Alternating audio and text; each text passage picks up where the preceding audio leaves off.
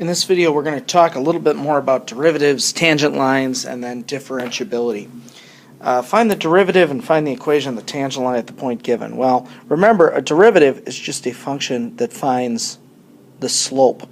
So if you look at this very first one, 7x minus 3, this is just a line with a slope of 7.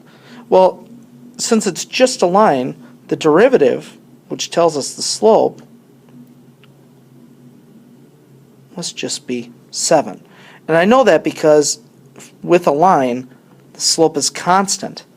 Okay? You wouldn't have a variable there because the slope isn't changing. Now again, you could go through and do the 7 times x plus h minus 3 minus 7x minus 3 all over h and do the limit as h approaches 0. But we can shortcut this a little bit because we already know what the slope has to be. Now of course, for every tangent line, we need a point and we need a slope. So y equals, I know the slope is 7, we're going to have x minus the x-coordinate plus the y-coordinate. And of course, to get the y-coordinate, we take the x and plug it back into the original. 7 times 10 minus 3 is 67.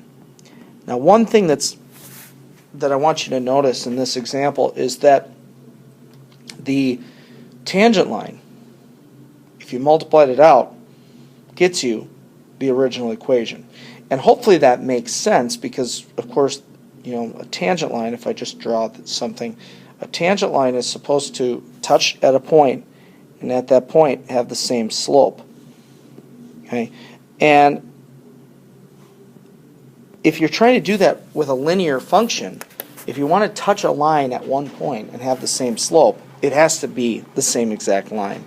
So hopefully that makes sense and that we get the same thing.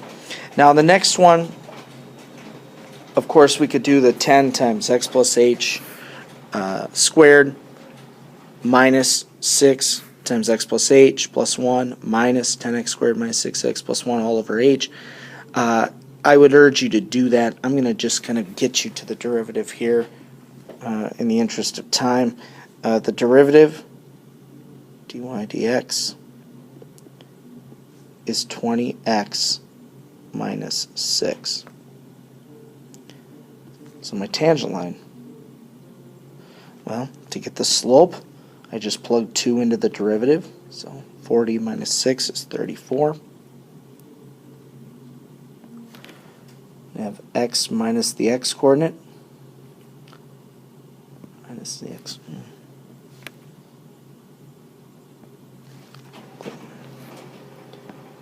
Minus the x-coordinate plus the y-coordinate, which I get again by just plugging 2 into the original. 40 minus 12 plus 1 is 29.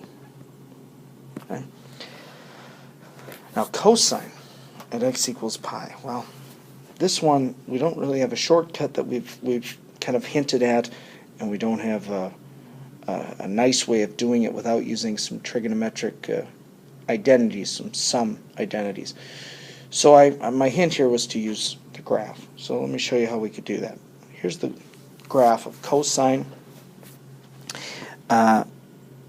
If I kind of did the graph of this, and I'd like to do that by first of all looking at where the slope is 0. Slope is 0 here, slope is 0 here, and the slope is 0 there. And I put those zeros on my graph, because if the slope is 0, the derivative must be 0. Well, here the slope is negative. That means the derivative is negative. So I'm going to graph the derivative. Yeah. Over here, derivative is, or the slope is positive, so the derivative will also be positive. Yeah. And we could certainly extend this. I mean, since cosine repeats, this function will, this derivative will also repeat. And this function is, this derivative is negative sine of x. Okay, so the derivative of cosine is negative sine. So to get the slope, we plug pi in. The sine of pi is 0. So I have y equals 0 times x minus pi. And I know it's kind of silly to do that, but just in the interest of making them all look the same. And then to get the y value, I gotta have my plus my y value. To get that, I plug pi into my function. I get -1. So it actually is just going to be y equals -1, which hopefully makes sense, because if you look at the graph of cosine at pi, pi is right here, the tangent line would just be this horizontal line, y equals -1. So that would be my tangent line.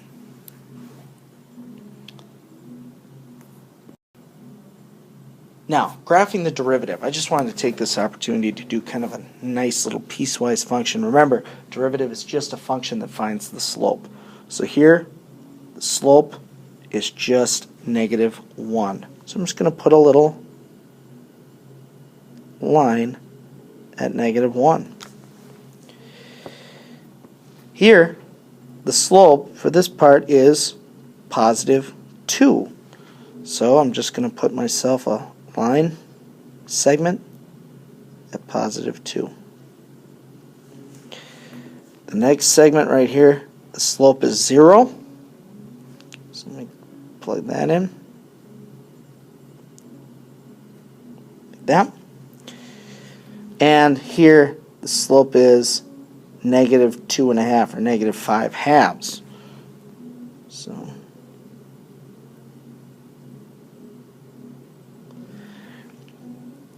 in this last segment, the slope is 2. Now, this gives us an opportunity to talk about a couple things. First of all, to graph a derivative, remember, we're just looking at what the slope is. But the second thing we want to talk about is differentiability. Differentiability is essentially saying, will the derivative be continuous? And you'll notice here, of course, it's not. We've got a bunch of jump discontinuities. So this function on its entire interval is not differentiable because the derivative would not be continuous. Now we could certainly redefine and say, well, is it from -2 to 3? Yeah, from -2 to 3 it's differentiable because the derivative is continuous, but it's not on its entire domain. Now differentiability is important because it lets us know if we can find a tangent line or even find the derivative and evaluate it. And this idea of is the derivative continuous can be kind of hard to think about, but there are really just 4 things in an original function's graph you need to look at to know if the function will be differentiable or not. The 4 things. A function's not differentiable if there is a corner. Okay?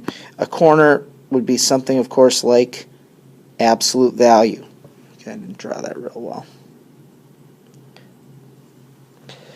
And again, think about what the derivative would look like in absolute value. The slope's -1, and then it's 1. You have a jump discontinuity because the slope changes abruptly. To be differentiable, the slope should change gradually. Think of something like x squared. It goes from very negative to less negative to very little negative to 0 to little positive to more positive to really positive. It's a gradual shift. That doesn't happen here. The next kind of thing you got to look for is what's called a cusp. And a cusp looks something like this, like x to the 2/3 power, x to the 4/5 power. And again, the slope is negative, negative, negative, very negative, vertical, then vertical, positive, positive, positive. So the graph of the derivative would have an asymptote. The next one is a vertical tangent. And this one is often kind of the one that's harder to spot. Okay, and let me actually see if I can't just clean that up a little bit to make it really obvious that it's vertical at that point. Goes along like that. An example of this would be the cube root of x. And the reason that there's a problem in this function is we're going along and the derivative is a little bit positive, but right in here, when we have a vertical tangent, the slope is undefined because the slope of our vertical line is undefined. So we go positive, positive, positive, undefined, positive, positive, positive. So we've got an undefined derivative at one point. And finally, a discontinuity. And I'm going to draw the types of discontinuity in the quadrants. Remember, we could have a jump. Okay. We could have something that's oscillating. We could have something that has an asymptote.